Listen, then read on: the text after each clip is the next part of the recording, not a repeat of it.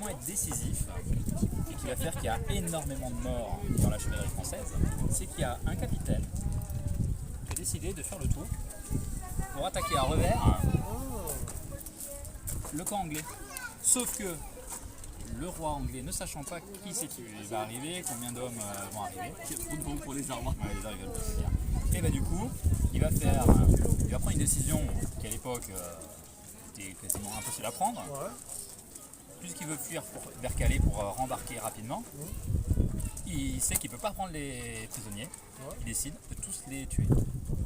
Je peux vous dire que même ses troupes se sont dit mais c'est pas possible, on ne peut pas tuer, enfin, c'est de l'argent, on ne va pas les tuer.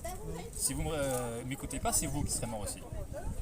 Ok, on met tout le monde dans des fermes, on les attache bien sûr, On les brûle. et on fout le feu. Et du coup, toute la chevalerie s'est retrouvée massacrée comme ça.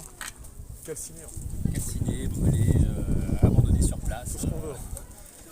Et à cause de la bonne idée d'un capitaine, ça a obligé le roi à réagir, on va dire, promptement et du coup de pouvoir partir vite et de tuer tous les prisonniers. C'est un tiers de la chevalerie française qui meurt dans la bataille. Ah, à ce point-là. À ce point-là. C'était vraiment une énorme catastrophe pour la chevalerie, puisque du coup c'est la noblesse, puisqu'en France quasiment tous les nobles sont chevaliers, donc c'est un tiers des nobles qui disparaissent dans le passage, et donc après ça devient vite un bazar au niveau des terres, etc. Pour savoir à qui appartiennent telles terres, etc. Puisque forcément des fois ça ne tient pas d'héritier, des fois ça peut revenir à d'autres familles, etc. Et surtout potentiellement dans des grandes familles anglaises. Ouais. Donc ça n'a pas été une très bonne réussite pour les Français qui du coup ont pris une belle dérouillée.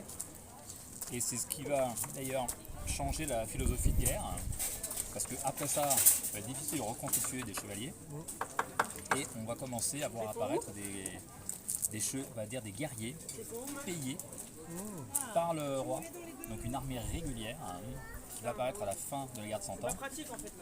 Typiquement les compagnons d'armes de Jeanne d'Arc, qui commencent à être des gens qui sont des capitaines, mais qui ne sont pas chevaliers à la base.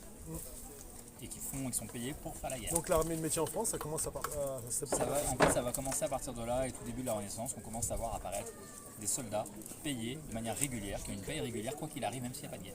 Ok. C'est-à-dire que même s'ils font rien, ils restent dans des casernes et commencent à s'entraider et on commence à avoir une armée royale. Ah, ok.